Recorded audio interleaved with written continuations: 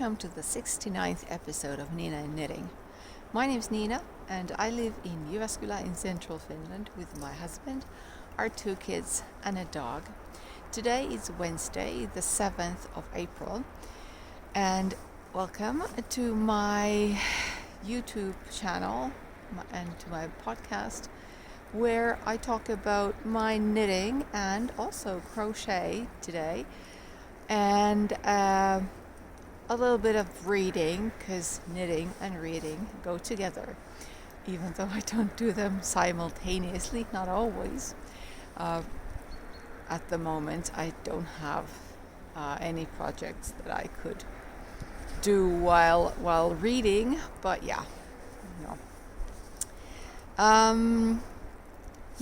so welcome to everybody who's come back to see my podcast. I hope you enjoy this episode, and welcome to everybody who's new. This is my 5th year doing this podcast, and it'll be 5 years in July. And this year I have started sewing quite a bit, so I've sort of made it into a separate section or separate video altogether. Earlier I've talked about all sorts of crafts in the podcast, but now I'm just going to talk about knitting and crochet. I'll talk about a little bit about some yarn I'm expecting. But let's start with the first finished object. The first thing I finished after last episode was this pair of socks. This was already almost done last time. So this pattern is called Just Some Tiny Socks. Just Some Tiny Whole Socks by Gael, and I knit the first sock as a test knit for her in the summer 2019, and I'd used 55 grams of yarn for the first one, and I was knitting size 43-44 European. So I knew that since the ball of yarn was 100 grams, it wasn't enough for the second sock of the same size, or at least with the same length of leg, because this is a pair of toe-up socks. And last time I had almost finished the second sock, and I told you that I had knit about the number of repeats so that I would be able to undo the bind off of the first sock and start knitting from that, and use that yarn for the cuff, twist it, stitches, twist it one by one rib. And once I had done that, I went back to the first sock. I put my needle where the same number of repeats of this little lace thing ended, and then I ripped back to that point, and then I knit another ribbing and bound it off, and now I have a pair of socks and just a little tiny ball of yarn left at home. This yarn is Lana Sockenwolle.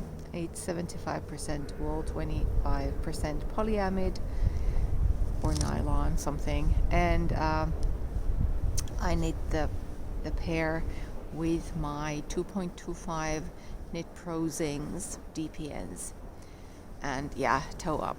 And so the instructions were for size 43-44, and it had a number. It said that at some point of when you had done the toe increases and started doing round and started with the lace, then at some point at a number of centimeters you would start doing the heel increases. And I must have measured it wrong. I've done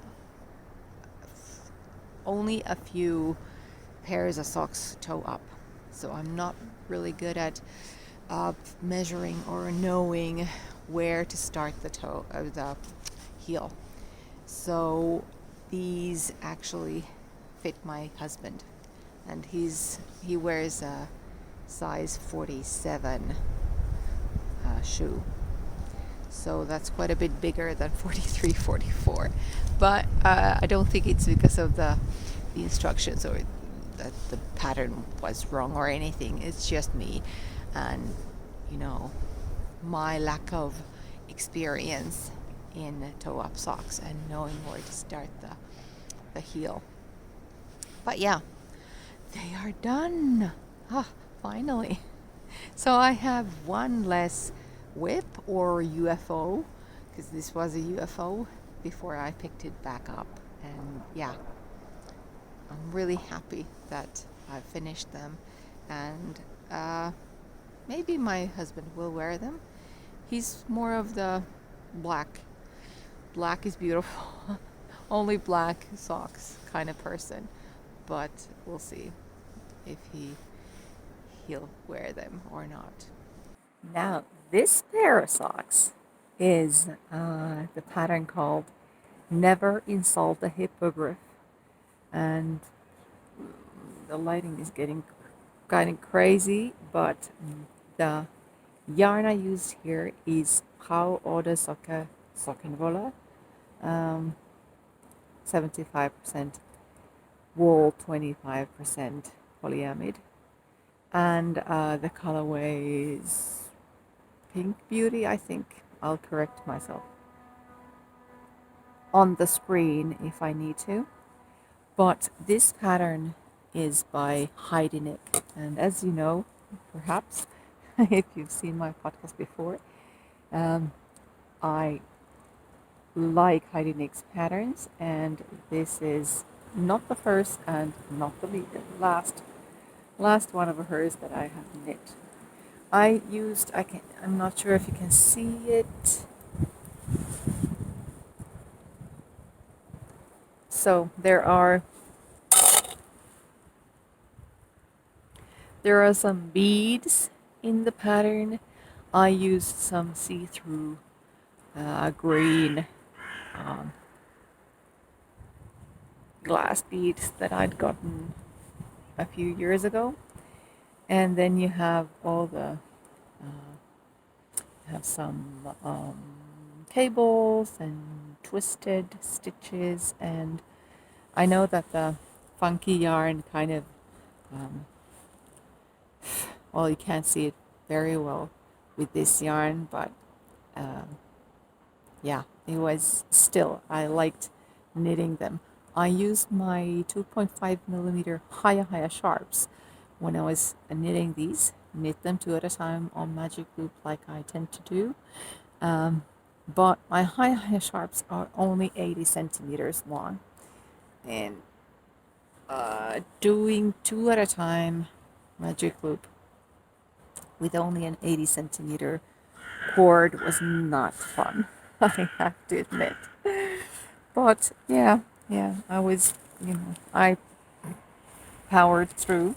The higher sharps are really nice because the tips are so very sharp. So they're ideal for a pattern like this. Looks very dark on my screen, but I'm not sure how it'll come once I get it uploaded on my computer. But yeah, I really think that this colorway is absolutely amazing. Maybe it would have been better to knit it in a different or with a different pattern. I'm not too keen on doing plain vanilla socks, but this is the kind of yarn that really would be okay in plain vanillas too, I think. So as you can see here in the heel, when we're doing the heel turn, the stripes are really different than in the sole, where you have 60 some 60 66, or I don't remember, 64 stitches maybe. Yeah, but they look great all in all. I think I liked the yarn. I'll have to see. I have an idea for the rest of the yarn. If I don't use it in that idea, then I'll just put it in my scrappy project of the year. But we'll see what I decide to do. Really love the socks, and they'll be birthday socks for my eldest niece this year. This pattern is called Venla. It's by Claire Ellen. It was the March mystery sock for the Sock Knitters Anonymous Ravelry group. And I knit it with Novita Venla, which is 75% wool, 25% polyamide. I knit them with my 2.5 millimeter red lace, Chaugu red lace needles, and that's US size 1.5. So it's a mystery sock. It was a mystery sock. It came in 4 clues. The first clue was just the ribbing, twisted ribbing, and then in the second clue you had this lace section, and this is sock A. As you can see, they're not a matching pair, which was intentional. You could choose to make twice sock A or sock A and sock B, but the second clue was to knit one repeat of the lace in both socks, and then if you wanted to have a little longer leg, you would continue the same lace in sock A, but do only twisted ribbing in sock B. And then the third clue was the heel flap and gusset. The heel flap is just twisted ribbing, and since I was using my red lace, Chaugu red lace needles, I didn't mind doing the purl from the back loop that you have to do in the heel flap, since it all looks like knit from the back loop on the right side. But of course, when you were doing the wrong side row, it had to purl through the back loop.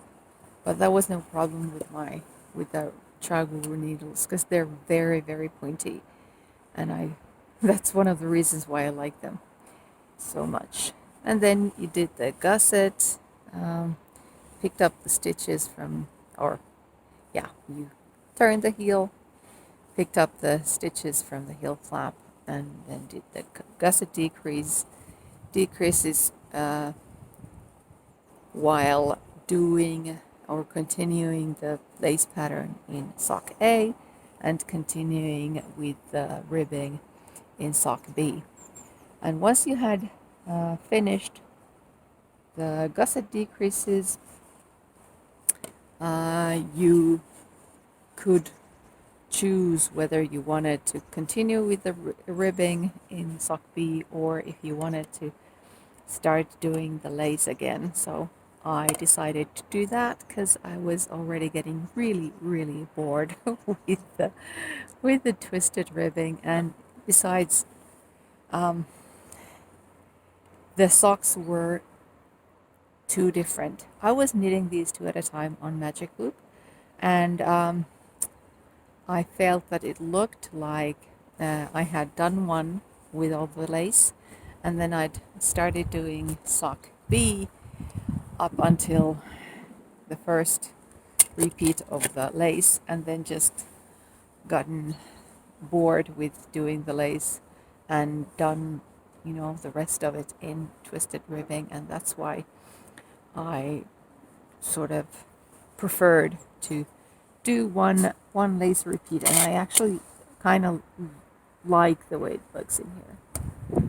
I was afraid that it would look kind of funny, but no, it's pretty okay.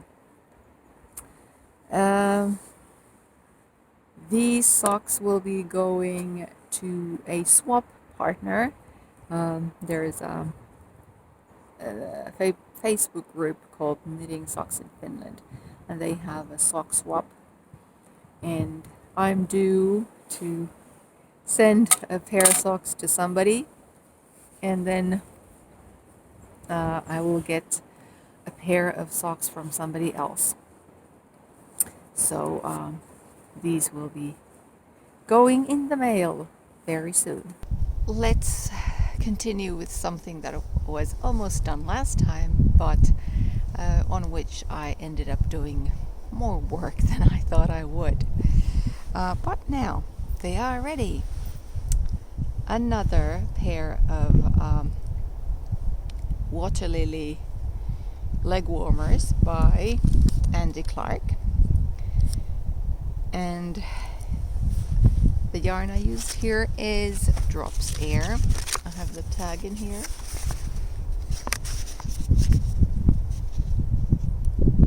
And it's got 65% alpaca, 28% polyamide, and 7% wool. And there are 150 meters in 50 grams, so it's 300 meters in 100 grams. And well, as you can see, I don't have it all in one color. Imagine that. So last time I had finished one and I was knitting the second one, I was here and I was saying that I'm gonna finish 4 repeats of the biggest size of needles, because I started with a 4.0 millimeter needle, that's US size 6, and then I changed to 4.5, that's US size 7, then 5.0 millimeter, that's US size 8, and then 5.5 millimeter, which is US size 9. And I was going to do 4 repeats with the biggest size and then the ribbing, but I had run out of yarn. And I was just saying, I'm just gonna go to the store and get another ball of yarn and it'll be fine, and then I'll finish it. Well, as it happens, there is only one store here in Jyväskylä that has this yarn, or at least I don't know of any others than just the one. And they were all out of stock. They didn't have this color, they didn't have much of any other colors either. Not that I would have taken another color and finished it with that, but they're running out of yarn. Yarn stores are running out of yarn here in Finland, because one of the things that the COVID-19 pandemic has caused here in Finland is that people have started to turn to hobbies that we did, back in the day. So like last spring, when people were stuck at home, remote working from home, and they didn't go to lunch restaurants to have lunch, they started cooking at home, and of course they started buying stuff from the grocery stores. Another thing that they started doing, because they didn't have to commute and they didn't have to spend time commuting, was that they started baking, and the stores ran out of flour, like just basic flour, like the stuff you bake with, and not like the blooms. And then they started going out to nature and, enjoying everything around us, like here, and jogging and that sort of, sports that you can do without going to the gym. And then reading books or audiobooks, whichever. That's something that I've noticed that my Facebook friends who haven't been talking about reading before, they have with the past 6 months or a year, they've started posting about reading books that they've read, or saying that, oh, that's a great author, and etc. And then people who have not been knitting before have started doing that, and it's a great hobby that you can do at home. There are millions of video tutorials online that you can just go and search and start knitting without going to without having somebody to teach you like by hand, or without going to any courses or anything. So it's great. And they've started making sweaters, like really big colorwork sweaters, and drops air being this sort of fluffy big yarn, even though it has 300 meters in 100 grams, but it's very lightweight, so it's very fluffy in a way, and it makes really nice and warm sweaters, because we do get quite a bit of cold weather here in Finland. So the store in question had no drops air in the colorway number 10, and I popped in a few times, and then I asked a clerk who happened to be there once. I was like, oh, so you don't have that colorway number 10? And she was like, no. The sheep can't produce enough wool to, sort of answer the need from the knitters. So, okay. That was not an option. I could have ordered online, but just one ball of yarn, 50-gram ball of yarn, I think it's like €6.50 a ball. Well, it was in the store. One ball cost €6.50, and if you ordered it from an online store, I guess it's about the same price for the yarn, but yeah, the shipping costs and everything is another $6.50. So that's sort of crazy. So I wasn't gonna do that, and I just ended up undoing the bind off of the first leg warmer, and I can tell you it was not easy, because the bind off row was, because it's such a fluffy yarn, it was very, very catchy and not fun at all. But once I had undone that, the rest was a little bit easier. So I finished the repeat I was doing when I showed you this one last time, and then I started doing the ribbing, and then I put my needles in the same place on the first leg warmer, ripped it back until that row, and then did the bind off, and had to do these sort of laces with another yarn, with another drops air, other colorway. So they are finally finished, and now that it's spring, and I'll put a video at the end of the episode where you can see that, yeah, we're finally heading towards spring, and the snow is melting and it's getting warmer. I think it's about plus a few degrees at the moment, so that's like in Fahrenheit, that's like over 32 plus. So that's nice. It's getting nicer, and yeah, I can give these to this friend of mine for whom I am knitting them. The reason why I decided to call this episode Whips Away is because I have finished one more whip. Something that I started last fall, and at the moment I have just one old whip, one UFO, that's the Kalevala blanket, and then I have three other whips, but they're stuff that I have started this year. So what? Okay, so my last finished object, I finished it yesterday evening, very late very late at night. It's called the Boho backpack by the Chili Dog. I'll put a link to it, to my project, down below on Ravelry, and if you can't access Ravelry, you can always leave me a comment if you have any kind of questions. The pattern calls for a cotton yarn. This is Novita 7 veljestä, so it's 75% wool, 25% polyamide.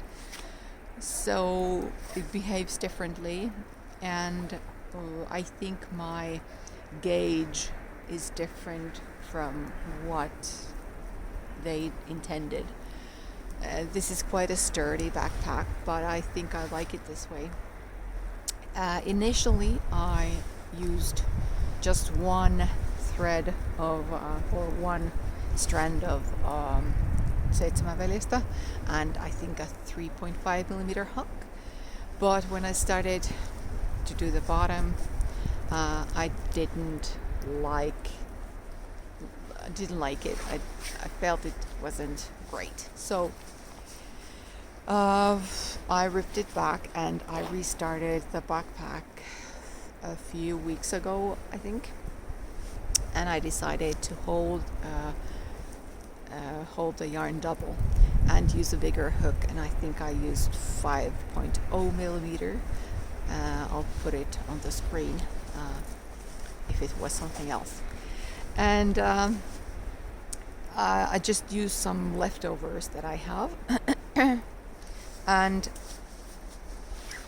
most of them are solid colors, but this section is actually a self-striping 7 veljestä, but because I'm holding it double and the colors or the sort of stripe sections don't match, that creates this really fun kind of effect. I think it's great.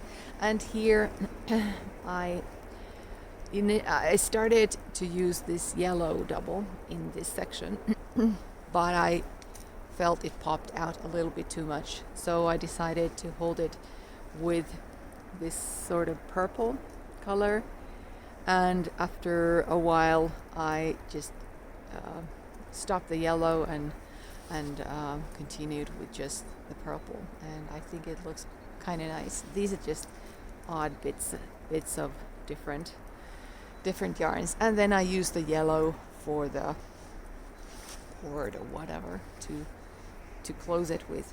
It doesn't have a pocket inside. I'll have to think whether I will make one. The only problem with me are the shoulder straps. The instructions told to crochet a certain number of chain a certain number of stitches, and it didn't say anything about the length of the chain, and I had no idea of how long the shoulder straps would need to be, so I just made that number of chains and then did the singles and double crochets, a few rounds of them. They are too long, and I tried to fix it when I was attaching the straps to the backpack, but it didn't work, so I'll have to think how I'm gonna be able to do it. Maybe I'll just fold it like this in, or maybe in here in the lower part, I don't know. we'll have to think what to do with it. But yeah, I think it's a nice backpack, and I'll use it. Just that I'll have to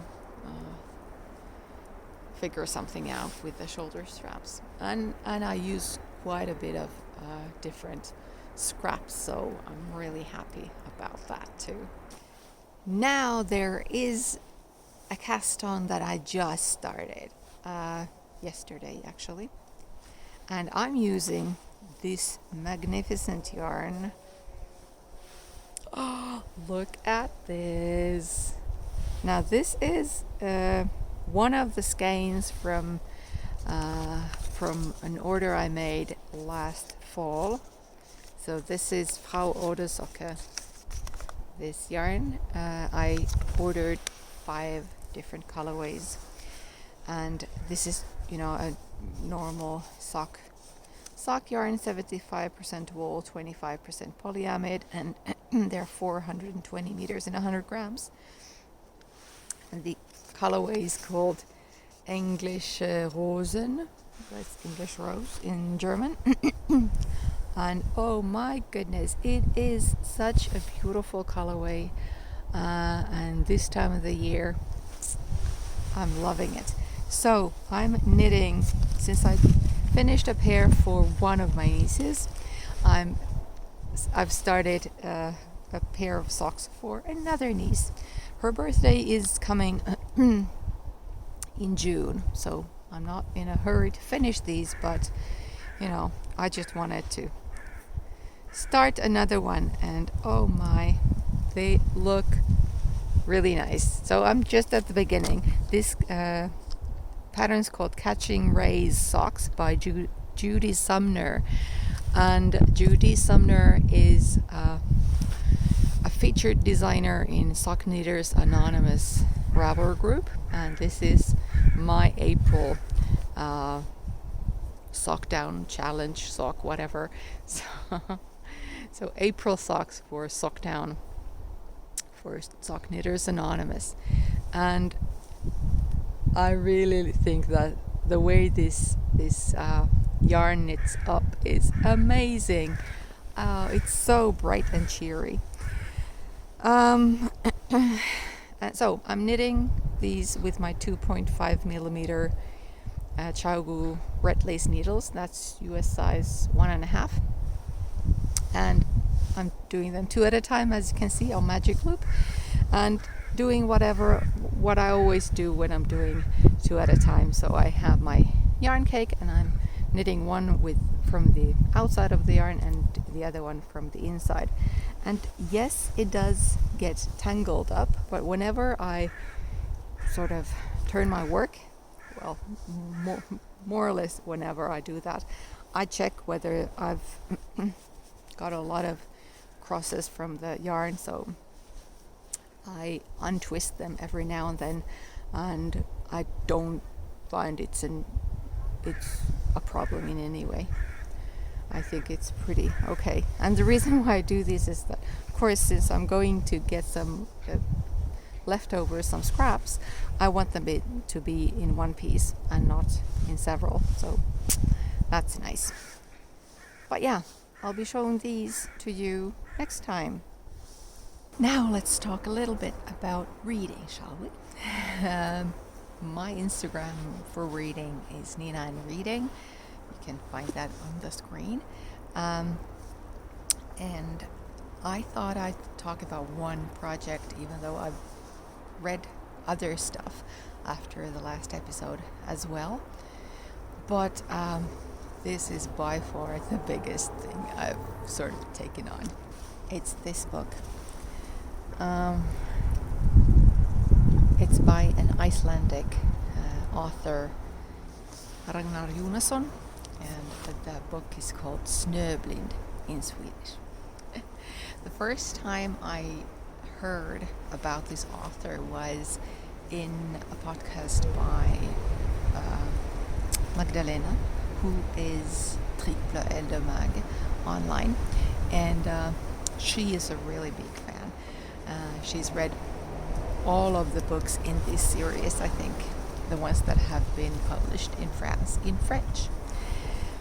So she was talking about this and she was thrilled about the books. So I was like, okay, I'll try that. And I went to search our library database, but I could only find this one, which is a Swedish translation. I was like, fine, I'll try it in Swedish. It's not a new book. I think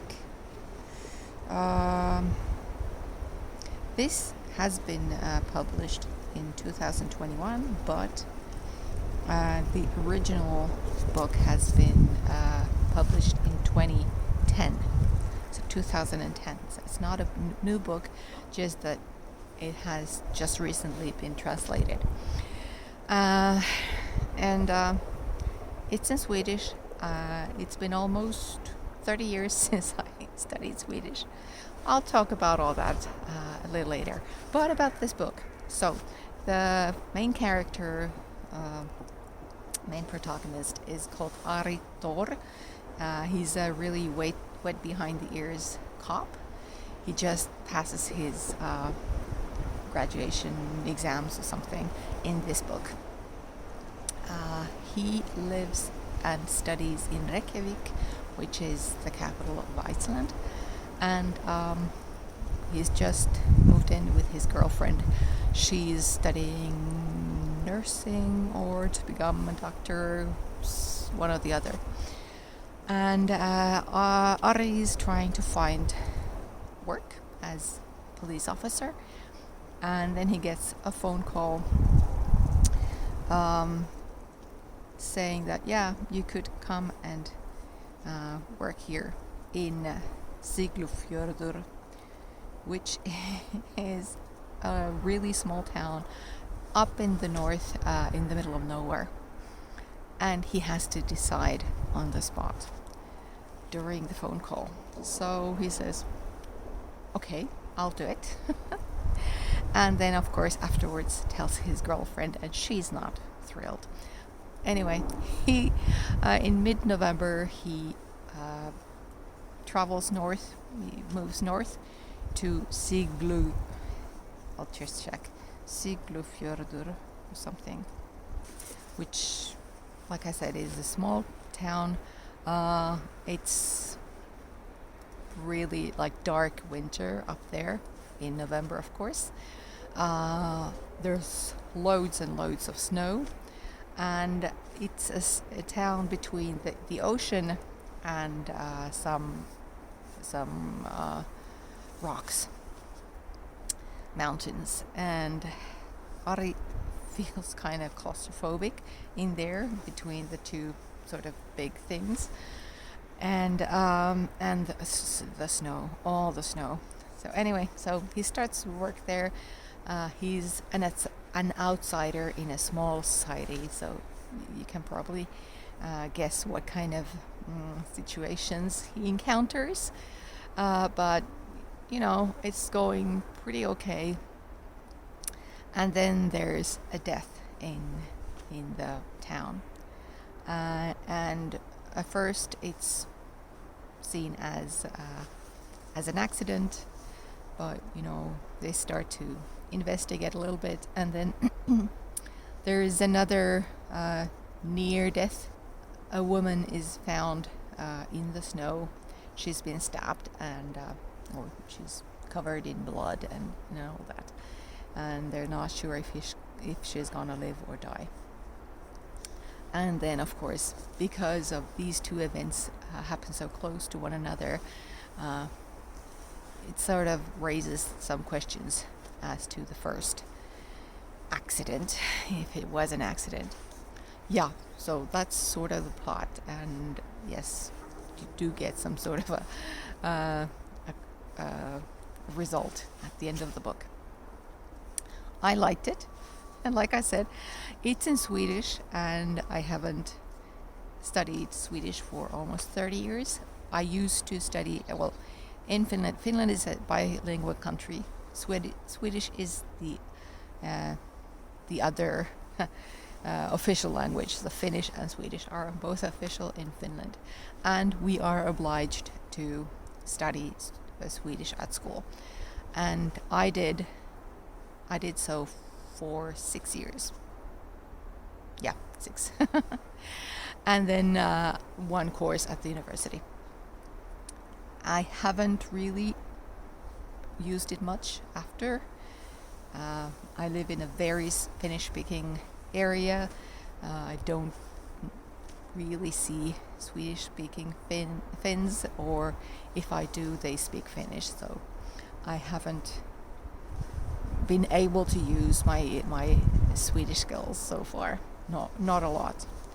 But I just figured that okay, it's in Swedish, but I've read some police or detective stories before, so I have some sort of knowledge of what kind of things may happen in the book.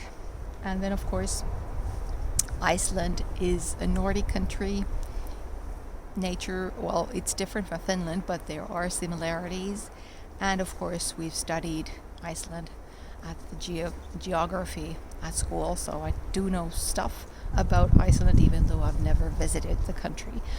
It seems fab, but I have never been there. So I just decided, what the heck, I'll try. I must say I was pleasantly surprised at how much I could really understand. From the start, I decided not to use dictionary because that would just slow the thing down, slow down the reading so much. And I just decided that no, I'm gonna use context and just it'll be an experience. So I did, and it was really nice. Swedish has a lot of compound words, as does Finnish, and so it's very interesting to realize that I could decipher a lot of the words that I really didn't understand. Of course, the context helped a lot, and yes, I must have missed a lot of things. Some things that I didn't understand that were in the book, but I'm really happy that I did read it, even though it's in Swedish. It was really, I'm proud of the accomplishment. It was slow, a lot slower than I read in Finnish, but yeah. And it's a good book. It has been translated into English and French. So this book is called Snowblind in English. Can't remember what it is in French, but I found it on Amazon or the online stores. So quite a bit of the books by this author have been translated into English. So if you can find it, I can recommend it. So I mentioned that I'm expecting some yarn. I made a pre-order. I knew that I wasn't going to get it fast. And this is nothing to do with the dyer, because, she did her job and got the yarn in the mail, and I actually made I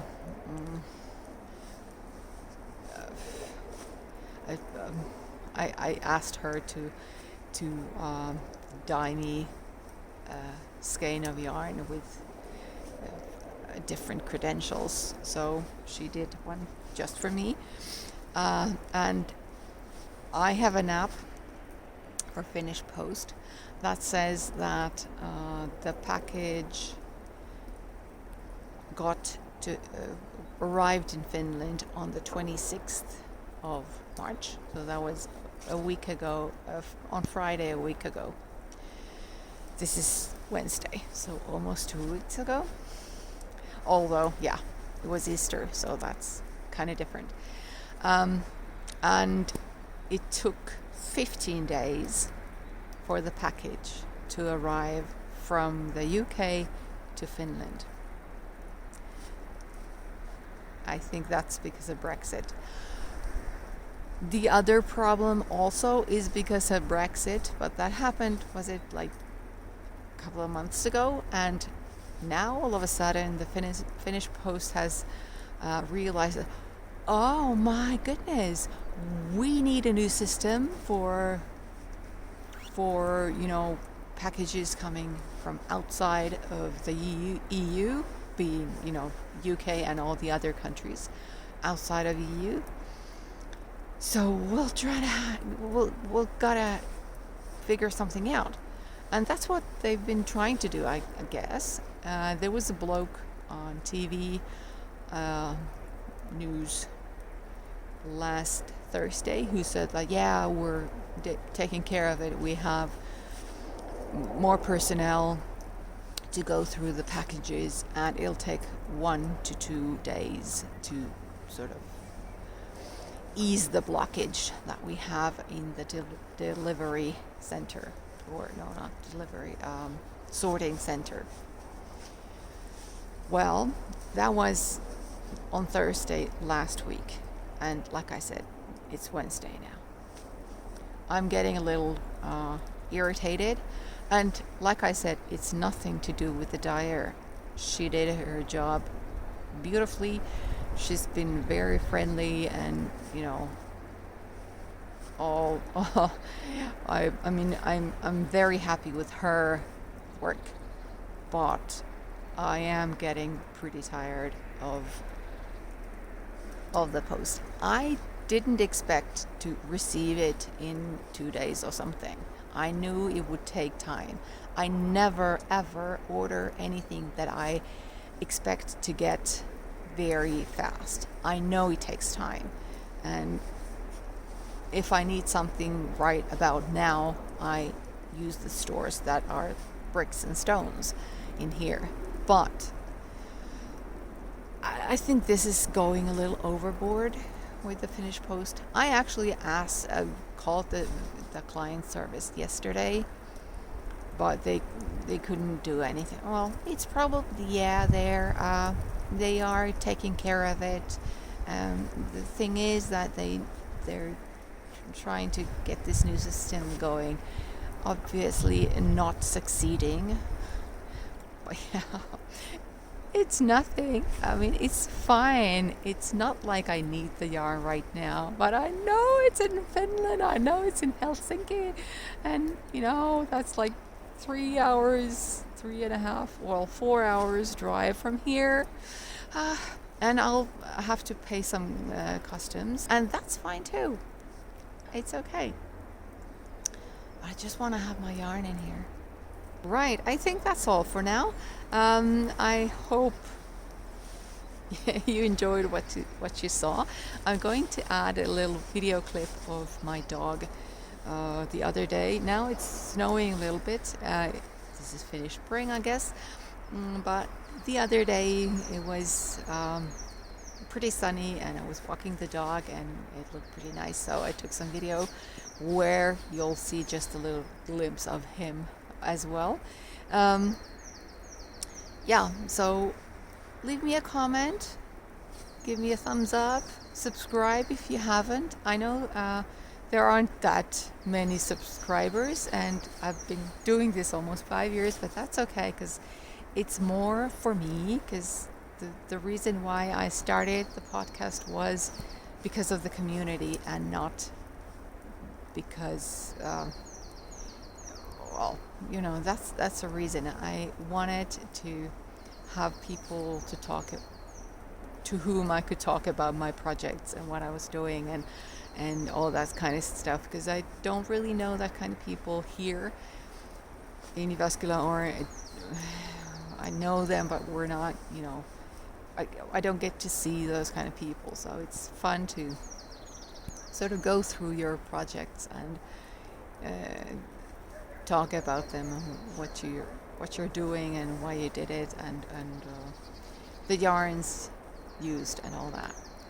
Yeah, but I hope wherever you are, you're enjoying whatever you're making, or if you're not making anything, maybe you're just enjoying whatever, not making anything. So I think I'll see you in a month or so again. But until then, I wish you happy knitting and crochet.